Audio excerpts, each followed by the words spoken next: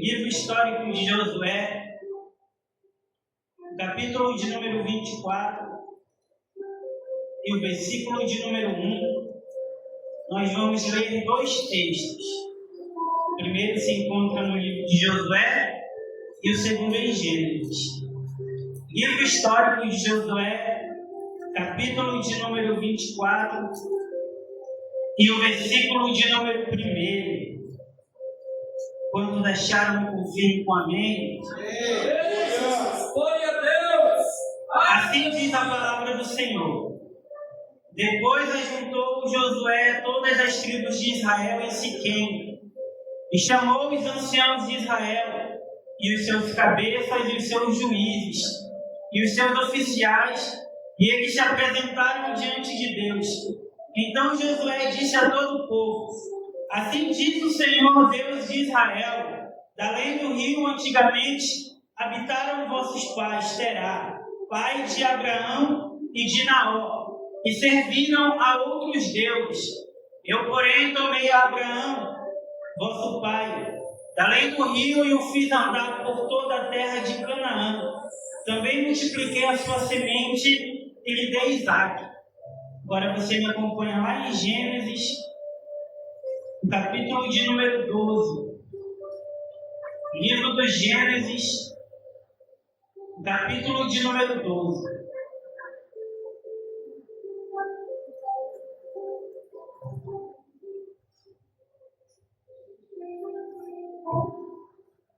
Amém?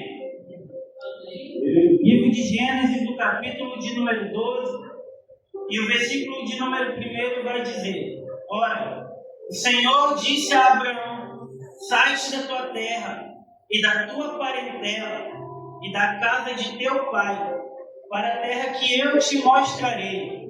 Far-te-ei uma grande nação e abençoar-te-ei, e engrandecerei o teu nome, e tu serás uma bênção. E abençoarei os que te abençoarem, e amaldiçoarei os que te amaldiçoarem.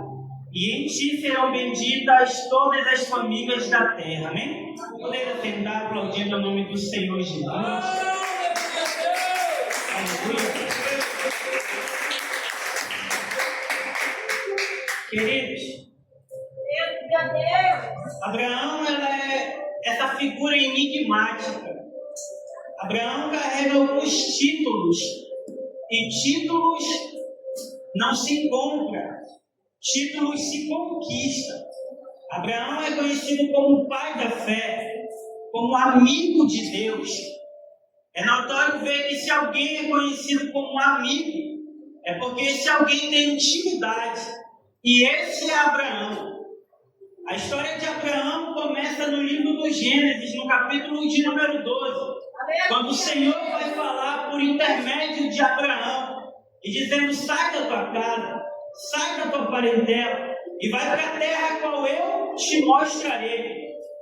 Quando nós lemos a história de Abraão, nós vamos ver que Abraão ele é pertencente a um pequeno lugar chamado Ur dos Caldeus, uma antiga cidade cortada pelo rio Tigre e o Eufrates. Lá também é a antiga Babilônia, é a Torre de Babel.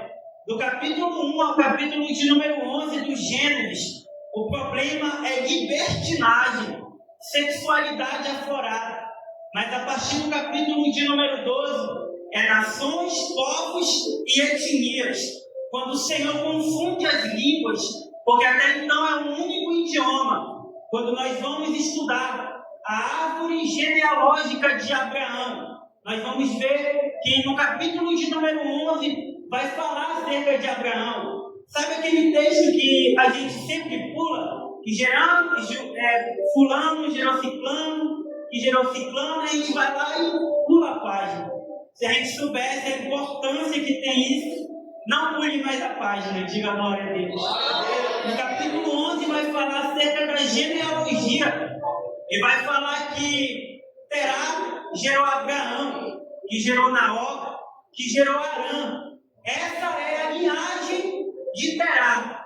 Terá é pai de Abraão. No capítulo 24, no versículo de número 2, Josué, antes de conquistar a cidade, ele vai reunir o povo, vai reunir os juízes, vai reunir os oficiais e vai falar acerca de Abraão, de quando Deus entra lá em Ur dos Caldeus e resgata Abraão, porque ali eles adoravam a outros deuses.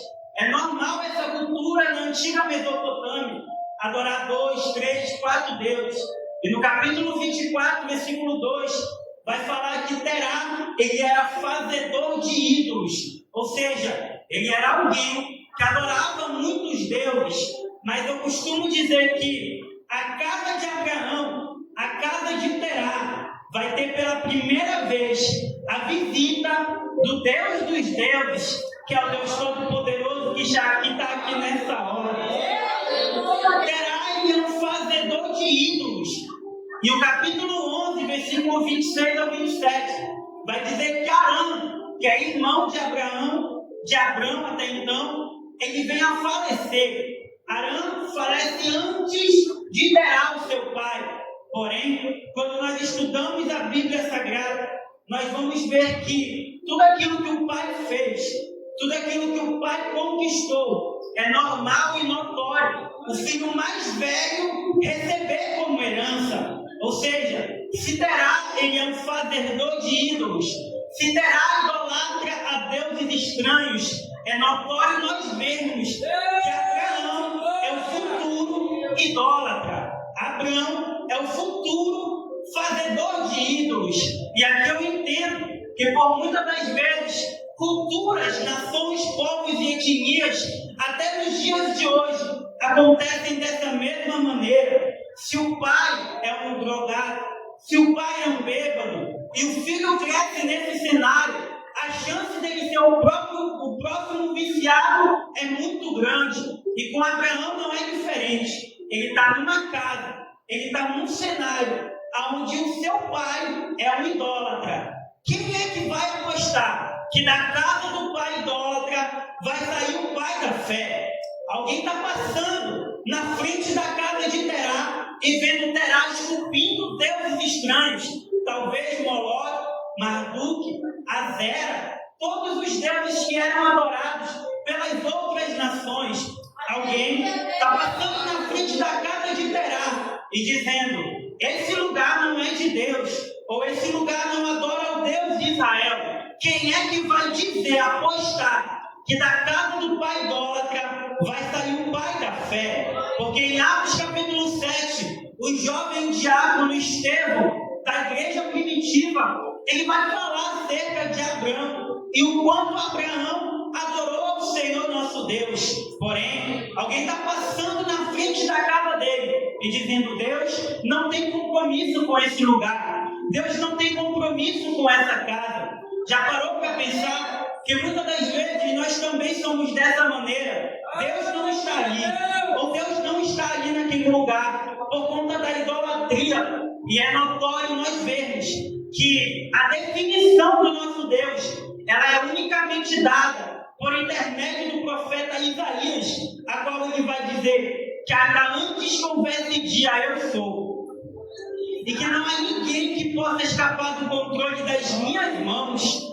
E operando eu, quem impedirá? Está para nascer diabo, está para nascer demônio, para se levantar contra um Deus Todo-Poderoso, que tem todo o poder e toda a autoridade. É Deus entrando lá na casa de Terá para resgatar Abraão. E é por isso que Abraão sabe o peso e o significado de um resgate. Tanto é que lá no capítulo 13 e no capítulo 14, quando vão prender Ló, Abraão ele coloca todas as pessoas para ajudar e resgatar Ló, porque ele sabe que se Deus foi lá em Ur dos Caldeus para o resgatar, ele sabe o peso de um resgate. Ele é alguém que está vendo alguém preso, mas ele vai resgatar, porque sabe o peso de um resgate.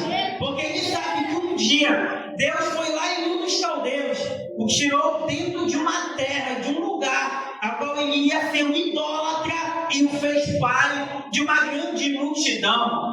No capítulo 12, Terá já não é mais vivo, Terá é uma lembrança. Abraão está preso nessa lembrança. Tanto é que o texto vai dizer que o primeiro desafio é: sai da tua terra, porque ele herda do pai aquilo que o seu pai fez. Então, se Terá morreu, Abraão é o próximo fazedor de ídolos. Sai do meio da tua parentela. E quando diz parentela, não está falando somente de amizade, somente de família. Está falando que ele vai herdar tudo aquilo que o seu pai fez. E para Deus cumprir aquilo que ele tem para cumprir na vida de Abraão, era necessário Abraão sair do lugar onde ele está. É interessante que para Moisés ele diz tira, e para Abraão ele diz sai. Porque para Moisés é como se ele estivesse dizendo: eu fui Deus para te tirar do Egito, mas tu tem que ser homem para tirar o Egito de você. Para Abraão, ele dizendo: sai de onde tu estás. É verdade que nós vemos diversos textos que Deus entra, que Deus muda o cenário, que Deus muda todo lugar. Mas aqui com Abraão é diferente, porque tem momentos que não é Deus que vai fazer, é nós que temos que fazer. É nós que temos que obedecer à voz de Deus. Talvez nessa noite o Senhor esteja nos dizendo: sai de onde tu estás, sai do ambiente que tu está, sai do ambiente onde os teus pés estão pisando, Abraão, porque eu tenho promessa. Mas para eu cumprir a minha promessa, é necessário você sair de onde você está nessa noite. Aleluia. Abraão, sai, porque tem momentos que Deus não vai entrar no cenário. É nós que temos que profetizar, é nós que temos que ficar de pé, é nós que temos que ouvir a voz de Deus. E essa é a mensagem de Deus para alguém que chegou aqui nessa noite. Qual é o lugar, qual é o ambiente, qual é o cenário em que nós estamos? O que é que você ouve nessa noite? Aonde os teus pés estão caminhando nessa noite, Abraão? Porque ele vai dizer: fartei de ti uma grande nação, a te abençoarei, abençoarei aqueles que te abençoarem, amaldiçoarei aqueles que te amaldiçoarem, porque ai daquele que se levanta contra o ungido do Senhor. Nós vemos isso também na história do rei Davi. O rei Davi, ele é ungido, só que ele também é perseguido por conta da inveja, porque tem alguém, Saul, que está olhando para Davi e dizendo que Davi é pequeno, que Davi não tem direito de tirar o seu trono, quando na verdade foi Saul que perdeu o seu trono por conta da desobediência. Em uma noite como essa, quando alguém vai olhar para Davi e dizer: Davi, agora é a tua chance de se vingar contra o rei Saul. E Davi vai dizer: eu não sou digno de tocar no ungido do Senhor, porque o diabo só pode tocar se Deus permitir. Então eu não sei a forma que você chegou aqui nessa noite, mas assim como Abraão, tem alguém chamando pelo teu nome. E quem é ele? O Senhor Deus Todo-Poderoso, que tem poder no céu, na terra, debaixo da terra. É o homem de branco que está aqui nessa noite. É o homem da mão furada que toca na minha e nas suas mãos nessa noite. E ele está dizendo: eu quero que você saia desse cenário. Eu quero que você saia desse lugar, Abraão. Porque onde tu estás, não é aí que eu vou cumprir a minha promessa. Porque por muitas das vezes a gente ouve a voz de Deus e obedece. Mas chega um momento, chega um dia, chega um lugar a qual nós estamos fracos na fé. Ou então que nós estamos desapercebidos e o diabo vai lá e nos dá uma rasteira. Todos nós já passamos por isso. O pastor, o obreiro, os levitas. Nenhum de nós estamos ausentes ou totalmente protegidos de passar pelo dia da tribulação. Mas o rei Davi vai dizer que o choro pode durar uma noite, mas que a minha e a tua alegria vem pela manhã. Porque o Senhor Jesus, ele está aqui nessa hora. Ele está chamando Abraão de volta para ter um encontro.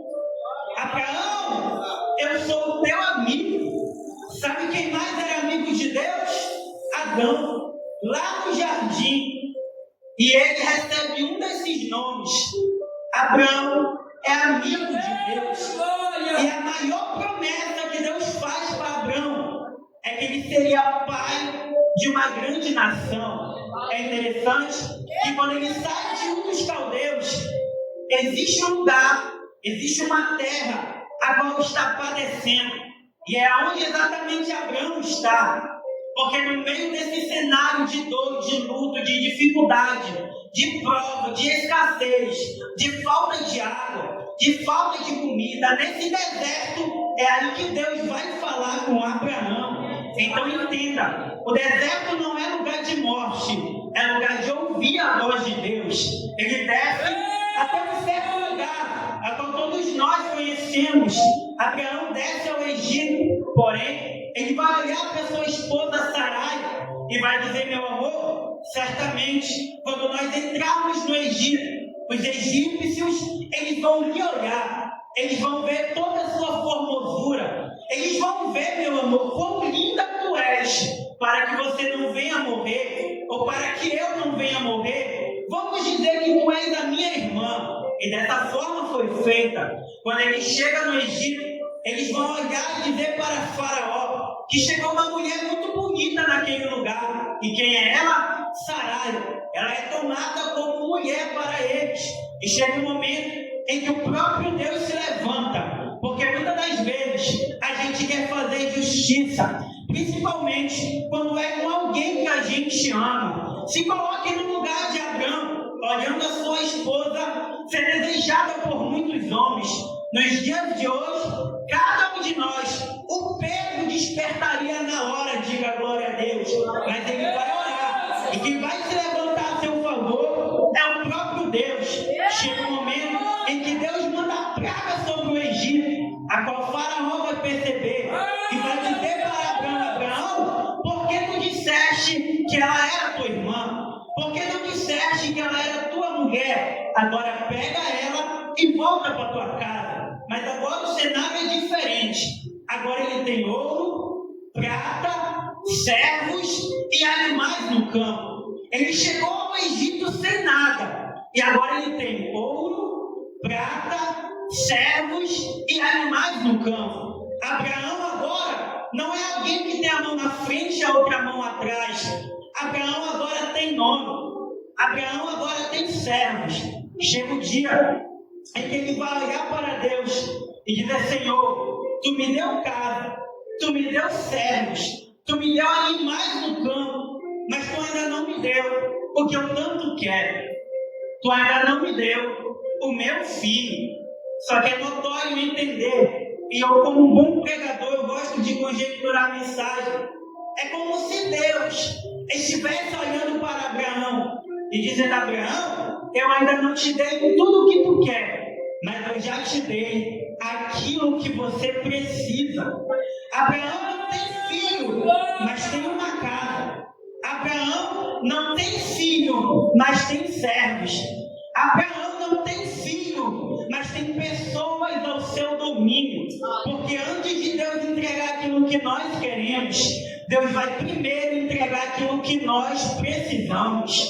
Ele vai aprender primeiro a cuidar do que Deus entregou, para depois Deus entregar aquilo que ele tanto queria. E chega um momento a qual Deus vai mudar o cenário. Perceba, para Abraão ele acrescenta, ele muda o seu nome.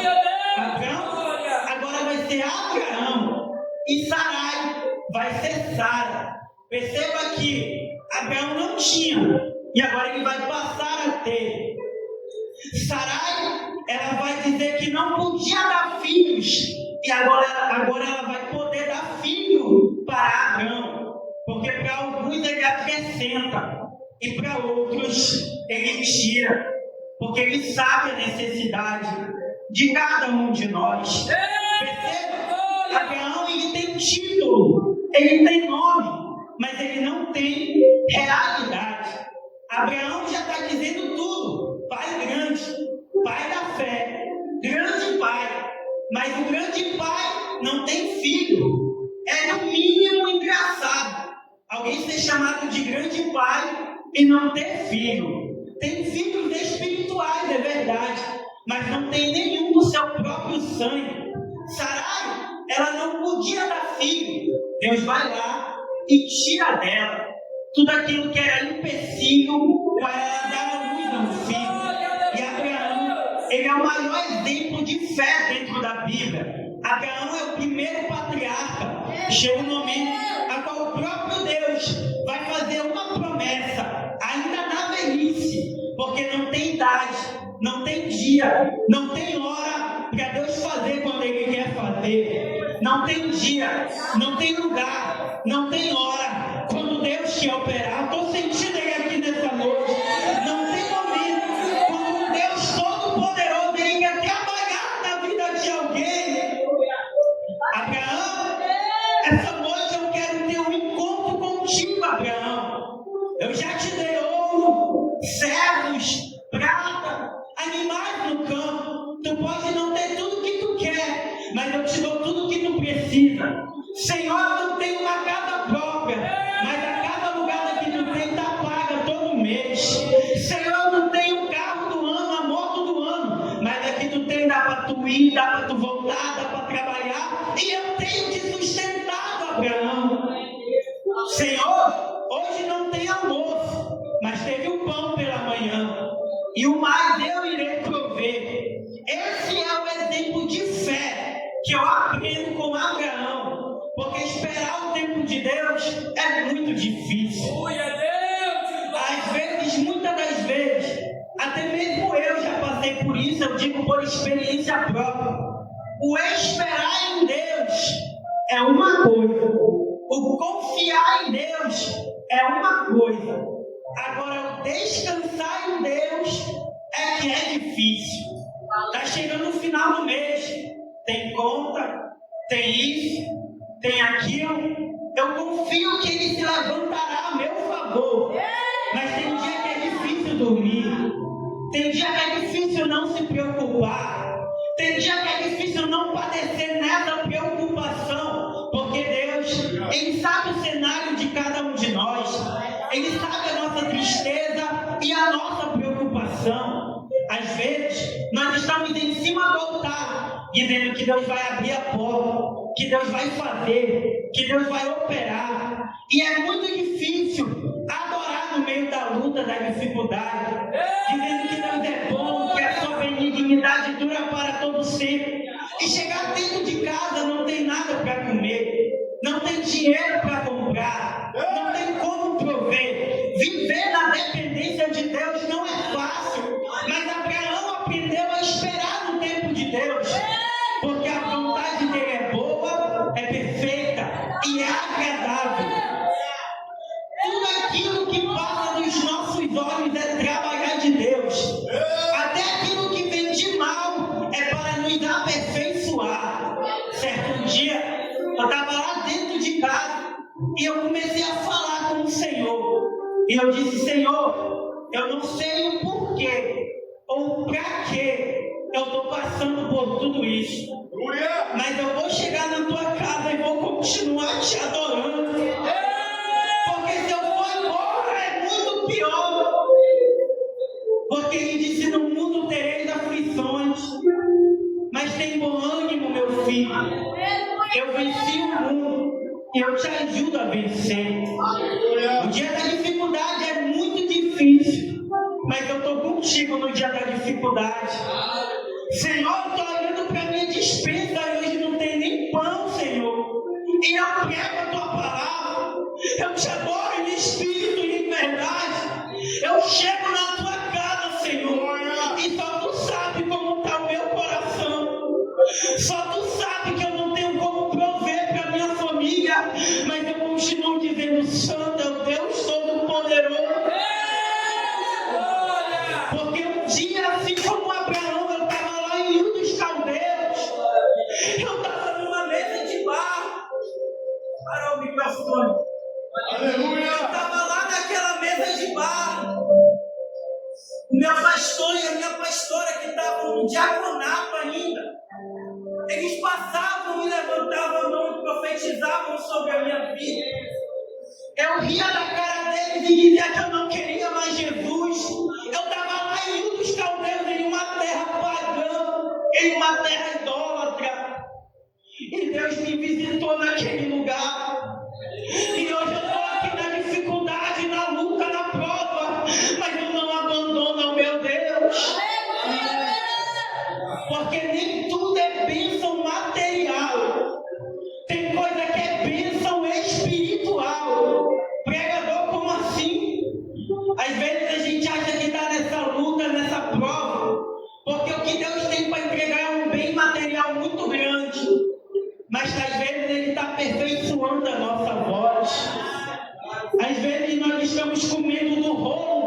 palavra.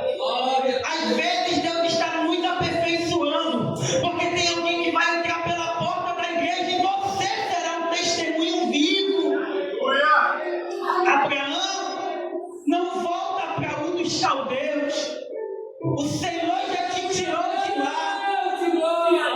E para essa terra tu nunca mais volta, Abraão. Se nós estamos aqui nessa noite, é porque nós estamos debaixo de uma promessa. E que promessa é essa, pregador? Eu não morrerei antes que a promessa que ele fez se cumpra na minha vida. O salmista Davi, ele vai escrever no Salmo 118, no versículo 18, ele vai dizer: o Senhor tem me castigado severamente, mas ele não me entregou à morte. O versículo anterior, 17, vai dizer: eu não morrerei, mas eu viverei para contar as maravilhas do Senhor. Nós estamos aqui, mas aqui não é Ur dos Caldeus, aqui é o Santo dos Santos. Senhor, tu fez promessa para o teu servo, tu fizeste promessa sobre esse lugar, Senhor, e eu creio que na hora certa, no momento certo, o Senhor vai cumprir. Eu creio que o ministério de louvor chegará o momento. Eu creio em nome de Jesus que chegará o momento que esses vasos vão abrir a boca. E através do louvor nós seremos batizados aqui nesse lugar. Vai ter pessoas com câncer que através do louvor serão curados. Você crê nessa palavra? Tem pessoas que vão chegar aqui doentes e esse lugar é um hospital. Abraão não é perfeito. Abraão, para proteger a sua família, a sua esposa, ele mentiu. Quem somos nós para sermos melhores do que a galeria dos heróis da fé? Alguém pode chegar e dizer: Mateus, tu tem esse defeito? Tenho não, irmão. Eu tenho bem uns 30 que tu nem conhece. Eu tenho bem uns 1000 que se eu for tentar falar, a gente não sai daqui. Mas eu tenho uma qualidade: é que eu amo a casa do Senhor. É que eu procuro me esforçar para melhorar como servo. Então eu não sei a forma que você chegou, mas o Senhor nessa noite, Ele te chama pelo teu nome. Abraão, eu estou com saudade, Abraão, de ti. Abraão, o filho que eu te prometi, ele vai chegar. A bênção, a promessa, tudo vai chegar. Apenas permanece na minha presença, mesmo na dificuldade. Porque pode faltar tudo, mas nunca vai faltar, Abraão, a minha presença. Levante a sua mão direita comigo e eu já finalizo. Que a presença do eterno Deus de Israel paire essa noite sobre a tua casa. Que o Deus Todo-Poderoso te chame nessa noite pelo teu nome.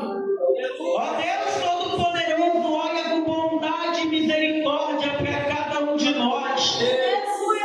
Nós estamos na luta, nós estamos na prova, nós estamos na dificuldade, mas nós estamos contigo, Senhor.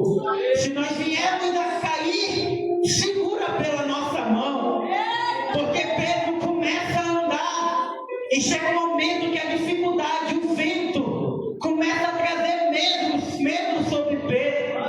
Ele afunda e ele começa a gritar pelo nome do Senhor: Senhor, Jesus, será que tu ainda está aqui, Jesus? Será que tu ainda me ouve? Será que tu não me descartou? Será que eu não sou mais indigno da tua presença? Será que eu não sirvo mais para o teu altar, Senhor?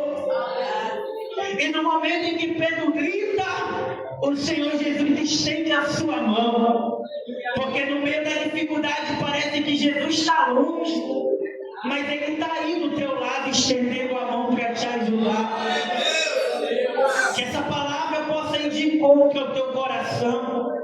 Que essa palavra venha trazer ânimo para a tua alma. Porque assim como Pedro, Satanás está se andando todo dia, procurando a nos tragar. Porque ele sabe a potência que nós somos na mão de um Deus Todo-Poderoso. Então permaneça na presença do Senhor. Eu sei que está difícil, porque está para todo mundo. Mas não abandona Jesus. Não sai daqui desse lugar. Eu quero finalizar dizendo para cada um dos meus irmãos que eu amo cada um de vocês. Tenha paciência também com o servo que está aqui, que eu não sou perfeito. Tenha paciência uns com os outros. Tiago 3 vai dizer que nós temos que orar uns pelos outros. Às vezes a gente aponta o erro do nosso irmão. Só que antes de apontar, a gente tem que orar por ele. Aleluia! Mas que o Senhor tenha misericórdia e graça para com cada um de nós. Amém? Aplauda o nome do Senhor Jesus.